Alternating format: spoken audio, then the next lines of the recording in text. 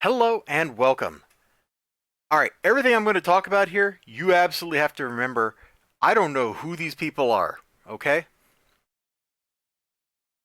The Exiles team I'm familiar with is the Marvel team, which rotates through like various X-Men characters and then usually kills them in really stupid ways.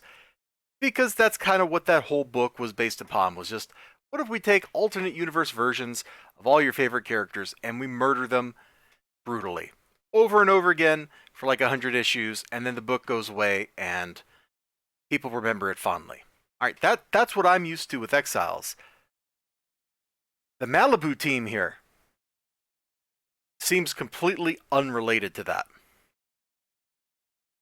What it looks like is we've got a team of people led by somebody named Deming, and those people are trying to fight somebody named Court or something like that, who's got this guy, his name is like Blood Bath or something, and I don't know that guy's name, but he's like big and tanky. And this is some kid, I think they said his name was Tim or Timmy, and we actually start off with him. He's fighting our heroes right there. Now, I gotta say, I really like the way the book looks. The digital coloring, because this is a Malibu book, so the coloring should be digital, looks pretty good. The line art is pretty darn solid. There's a bit, you know what, let's just jump to it. Let's just jump right to it. And we can come back and look at that guy in a second. Let's see, where is it? Where is it? Where is it? Where is it? Where is it? It's like this lady who's in like Deming's laboratory looking for treatment. Yeah, here it is. Right there. So I just really like the composition of that left panel leading into those next two, and the hair. I think it all looks really, really good. I enjoyed the art of this book. I didn't really know what was going on because we start off with Tim here smash into pavement while one hero chases him down, and Bloodbath or whatever his name is trying to murder other people. Like, there's a lot going on. This book is like, I don't know, 60% action, which in an action comic seems like a pretty good amount because it also leaves you some room for plot line and stuff like that, and pacing and da da da da. But there's just a lot of violence. Our heroes here chase this dude like all through the city, and they fight him like two more times before they finally beat him. Meanwhile, this guy, who's one of the bad guys, grabs our heroine here. What's her name? Tinsel. What a name. What a name. That guy's named Ghoul. And Big Red here kidnaps them both and takes them to the villain's lair. Ghoul ends up like in an incinerator.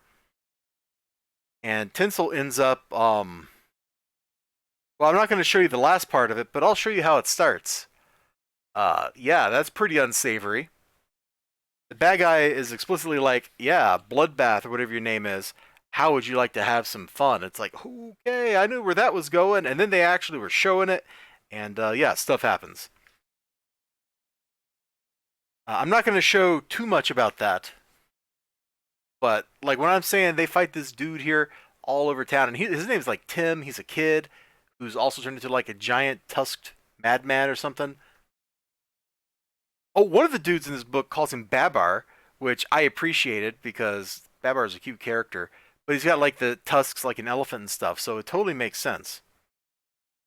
Now, what the bad guy is up to, aside from creating superpowered mutants, I'm not really sure. It's probably like the generic wants to conquer the world using his super science kind of thing.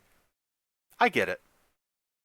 But all the fighting and the action in this book was just a lot of fun. Here, let's just look at it some more. Like, there's just a lot of fun bits, man. You'll notice they didn't put in a lot of backgrounds in all these action shots, and frankly, when you got like an action sequence, you don't need a lovingly rendered background. You need just enough background so that people can kind of set what's going on.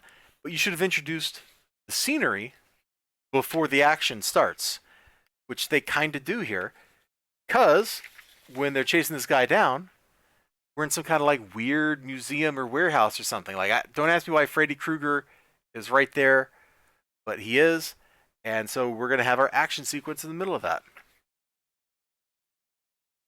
Despite not knowing what was going on, or who these people were, which meant I had some serious catch-up to do while reading this book, I had fun. I thought it was a good time. Here's people that worked on it. I really liked the way the art turned out. So R.R. Phipps, Scott Reed, thumbs up, guys. Oh, and the colorist Robert Alvord. You did a banger job. So yeah, I don't know that this would make me want to read another Exile book, or I'm sorry, Exiles book, but I had fun with it. You know, that's the important thing. You all take care of yourselves. You have a good one. Bye bye.